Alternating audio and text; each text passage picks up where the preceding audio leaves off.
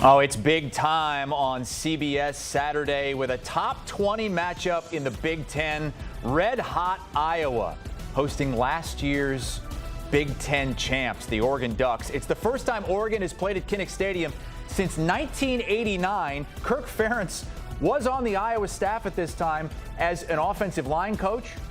Dan Lanning was being coached how to use the potty. He was 3 years old in 1989. Pleased to be joined now by Kirk Ferentz, who spent many a year coaching on that Iowa coaching staff and head coach for over 25 years now. Oregon was in the Pac-10 back then. The Big Ten had 10 teams back then. I'll give you the option here. What's changed most in college football since the last time Oregon visited Kinnick? Yeah, we don't have enough time. I mean, there's so many things that have happened, but to that point, that was a really good learning experience for myself and a lot of people. That's well before, Nike was a major deal. And I remember, that spring we went out to Southern Cal and spent some time with the coaches there to learn about Oregon and, discovered what a great program that was. They were ascending at that time, much like Washington had done probably a decade and a half before that.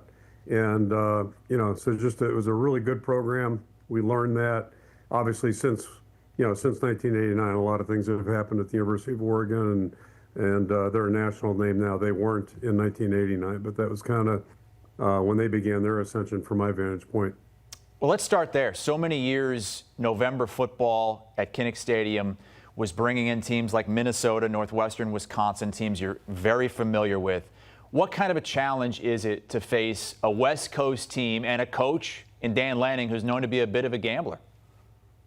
Yeah, I mean, to me, football is football, and I think the biggest thing that changes that it really doesn't pertain to Oregon necessarily. The year before that, we had a phone call. I believe it was like in early July, and that's when we learned that Southern Cal and UCLA were coming in the conference, and that was the first I had heard of it. So it was really amazing because I'm sure a million lawyers were involved, but they kept it quiet. That was the first any of us learned about it, and to me, that I'll never forget hanging up the phone that day, thinking that. So much for tradition, so much for geography. Those things are totally out the window. Not knowing that, we're going to add Oregon and Washington the year later. So, college football has really changed in that regard. It's a national sport now. Conferences are national. I think, but the bottom line is good teams are still good teams no matter where they come from, be it the Midwest, be it the South or the West. And certainly when you look at Oregon, a lot to be impressed with. And Dan Lanning is one of the top coaches in college football from my vantage point. He's done a great job in a short amount of time. You look at the last 2 years, they've lost 2 ball games. So I mean, it's they're really well coached. They've got great talent. They've got a good mix of old and young. They've got a lot of veterans that are homegrown. They went out and supplemented their roster with some transfers that are experienced and have really filled in some gaps. And then, if you look at their depth chart, they've got some really prominent players at the perimeter positions. They've got 3 freshman DBs that are playing a lot, and then 3 freshmen on offense, 2 receivers and a running back. Those guys have all been major additions to their team too. So they've recruited well, done a good job in the portal, and and they're playing well on the field. That's really all that matters.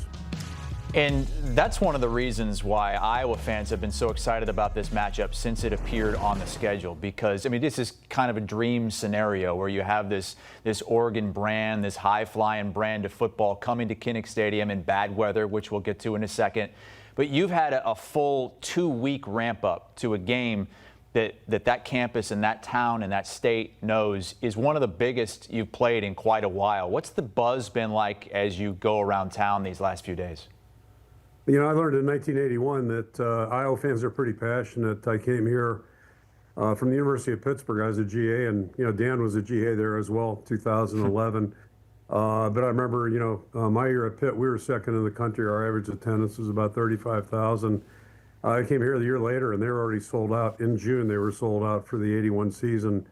That's coming off 19 straight losing seasons. There's nobody even close to that, I don't think, today. But so our fans have always been passionate. Certainly, this is a big game, and you've got a name brand team coming in here. That's not totally unusual. We've had a lot of those types of contests, but our fan base is knowledgeable. They know it's a new experience here. It's been quite a while since you've had a team this prominent from the West Coast come in here. So, Yeah, the setting should be great. Kinnick's a great home field, much like I've never been to Oregon's home stadium, but I understand they're very similar. So I think, you get two parallels that way, and we got our work cut out, but we're looking forward to the challenge. Facing a great Oregon team and a horrible weather forecast, low 40s, wind, rain. Hawkeye sickos are saying, bring it on. We want this thing as sloppy as possible for game day. How do you prepare for it and then try to embrace the conditions come game day? Yeah, that's it's just a matter of perspective, how you like your weather. And the only thing I would change right now, I'd like the rain to be snow. I don't think that's possible, but that'd be okay. And then if we could play this thing at 9 o'clock in the morning, that'd be good too. But that's not going to happen either. So, we'll take whatever we get. But, that's, I think, one of the cool things about football, quite frankly. And, the weather is a variable. It's a factor, but not the biggest factor, certainly other than wind. Wind's a big factor. So, if you're indoors, that's a different story. Obviously, it's a controlled environment like basketball, but I think that's a great thing about football. And it's same thing in the NFL. You might be playing in Miami 1 week, and you might be up in, wherever, Green Bay or, name a place, Seattle the next week. So there's a lot of variables in football that make the sport a little bit unique. And, certainly that's just part of the terrain here. You have an indoor facility. You can also go outside when you know the weather's going to be like that. Have you changed practice habits at all this week? Yeah, that's how the world's changed too. You asked about changes in college football. So we like to work outside, and in season we do that unless there's a lightning issue. The trainers always let us know that. Flipping it around, spring ball, I used to like to go outside then too, but we can't do that now because we always have recruits visiting practice, and our recruiting folks get mad if, the visitors are a little chilly. So spring ball, we're inside a lot, more than I like typically. But, in the fall time, we go out and practice regardless, whatever the weather may be. Well, this is a hot topic on social media, the weather, the matchup. Mark Gronowski's quarterback stats. I mean, the guy is a winner. He wins wherever he goes. He's the winningest quarterback in college football history.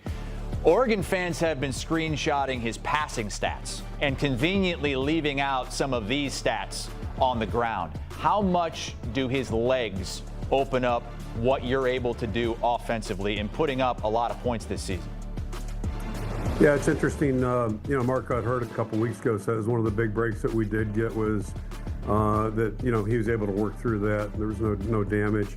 So, in effect, it was a bad sprain. But, he's just a tremendous young guy, and I've always felt like, you judge quarterbacks by one thing: do they lead the team, and does their team win?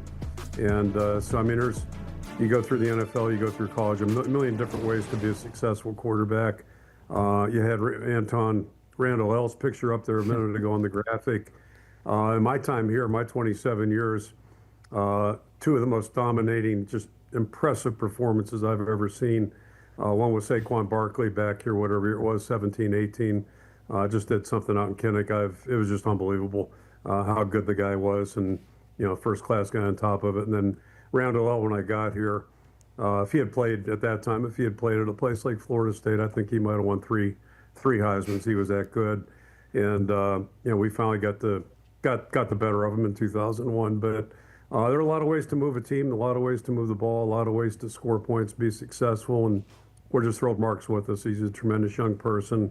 Grew up in Chicago. It's hard to believe he wasn't recruited by a Big Ten or Mid-American Conference school. So did a great job at South Dakota State.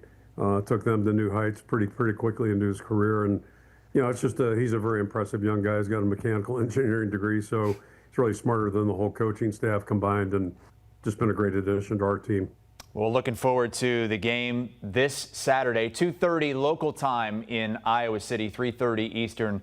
Kirk Ferentz and the Iowa Hawkeyes hosting Dan Lanning and the Oregon Ducks. Thanks, Coach. Thank you, Chris. Take care. Well, there you have it. CBS and Paramount Plus is the game, and it is one of the biggest games in the Big Ten this season. Both of these teams with just one loss in conference play, still holding Big Ten championship aspirations, and a huge game in the college football playoff race.